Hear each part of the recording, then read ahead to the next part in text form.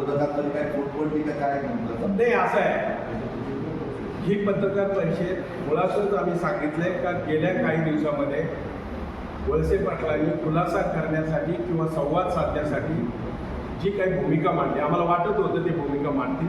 त्यांनी भूमिका मांडली व्यक्तिगत टीका टिप्पणीमध्ये, ते त्यांच्या व्यक्तिगत टीका टिप्पणीमध्ये गेले. त्यांनी त्यांची व्यक्तिगत टीका टिप्पणी असल्यामुळं त्यांनी त्यांची पत्रकार परिषद घेतली. आमच्यावर टीका टिप्पणीपेक्षा आम्हाला प्रश्नाचं गांभीर्य आहे. आम्हाला याच्या शोध मोहिमेत जायचंय. आम्हाला ही शोध मोहीम होईल, जोपर्यंत पूर्ण होत नाही तोपर्यंत आम्ही थंड बसणार नाही, हे सांगण्यासाठी आजची पत्रकार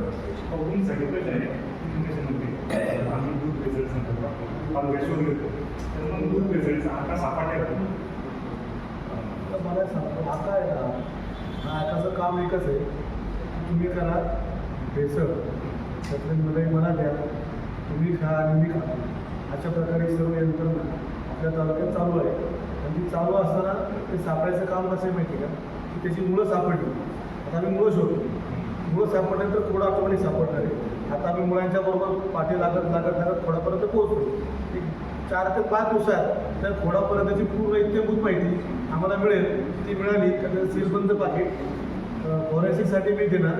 फॉरेन्सिकमध्ये त्याची ऑथेंटिकिटी आली, हे 100% तुम्ही जे शोधलं आहे ते ऑथेंटिकेट आहे, ते ऑथेंटिक आलं, हे सगळं तुम्हाला मी कॉपी देणार आणि मग तुम्हीच तुमचा आका त्या कागदावर बघणार, तो आका कोण काही बघू. या पद्धतीने सांगितलं का 2024 पासून जर्मनी सगळं चालू आहे बरोबर. मग तुम्ही ज्यावेळेस त्यांच्यासोबत 2024 नाही, जेव्हा पहिला गुन्हा ह्या तालुक्यामध्ये भेसळ दुधाचा झाला त्यावेळेसपासून याच्यामध्ये निश्चितपणे काही ना काही होत आहे. बरोबर. हे सगळं तपासण्याची यंत्रणा, स्वतंत्र यंत्रणा, FBI खातं एवढं पारदर्शक नव्हतं. ते आज तुकाराम मुंडे आल्याने ते चेंज झालेलं आहे. लोकांची विश्वासार्हता वाढलेली आहे. ही व्यक्ती सापेक्ष विश्वासार्हता आहे. ही आजही पूर्ण FBI वर कोणाचा भरोसा आहे असं नाही. मला पाहतोय काही डेअरीमध्ये वरतून लॉक केल्या, पण रात्री 10-11 वाजता त्याच्यामध्ये आजही डेअरीमध्ये दुधाचं कलेक्शन करताय. बॅक साईडनी डेअरी चालवताय. ती वस्तुस्थिती आहे. हो, चालू आहे. ही माहिती आम्ही समोरच्यांना देतोय. काल सिल्वर पाकिटच दिली आहे. शिरव्यामध्ये डेअरी आहे, तिने 2-3 दिवस रात्री 10 नंतर कलेक्शन केलं. त्याचे मी फोटो आणि ते सगळं वेळेला पाठवलं. तोपर्यंत असा होता 2004 पासून गुन्हे दाखल झाले, तेव्हापासून प्रकरण चालू आहे. त्यावेळी तुम्ही त्यांच्यासोबत नाही, आम्ही तुम्हाला आठवत नसेल, आम्ही प्रत्येक विषयाला आंदोलन केलेलं आहे या तालुक्यामध्ये.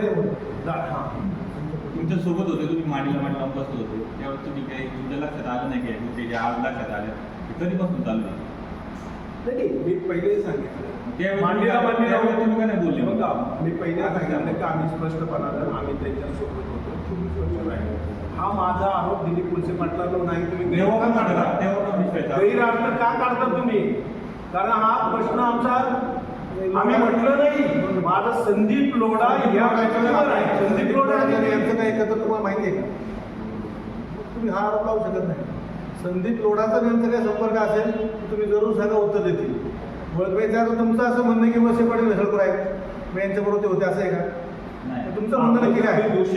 दूषित तुमचं नक्की म्हणणं काय? वळसे पाटील भेसळ होते आणि त्यांच्यावर होते असं आहे, तर तुमचं म्हणणं काय ते स्पष्ट आहे.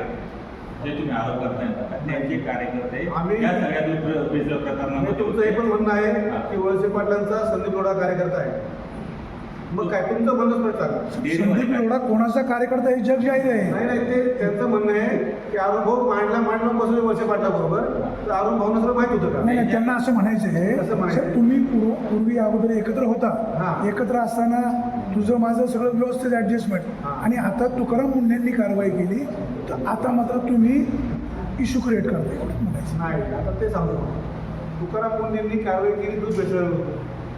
आमचा विरोध आहे दूध भेसळांना. भाऊ काम करतो ते वळसे पाटला विरुद्ध. मी पण केलं विधानसभेला काम करू. विधानसभेला जेव्हा त्यांच्या घरी आम्ही गेलो, ते त्यांची मिसेस, त्यांची मुलगी देवेंद्र शाह, आमचे बंधू असे बसले होते. साहेबांचे असे हात थरथरत होते, पाय थरथरत होते. आज ज्या माणसाने 35 वर्ष तालुक्याला दिले, त्या माणसाला शेवटच्या वेळी जर कुठली अनुचित प्रकार घडला तर त्याला झेपणार नाही. आणि एक आपल्या वडील झाला माणूस आहे, अशा आशेने आम्ही पण त्यांना मदत केली ना. याचा अर्थ आम्ही पण भेसळी सांभाळली का नाही ना. जर आमचा कुठलाही माणूस आमचा कुठलाही व्यक्ती त्या भेसळ करण्याबरोबर पार्टनरशिपमध्ये असेल, त्याच्याबरोबर रोज गाडी फिरत असेल, त्याचे पैसे रोज खात असेल, तर तुमचा हा प्रश्न नक्कीच तेवढाच हे होता का होता ठराविक म्हणजे मौल्यवर होता.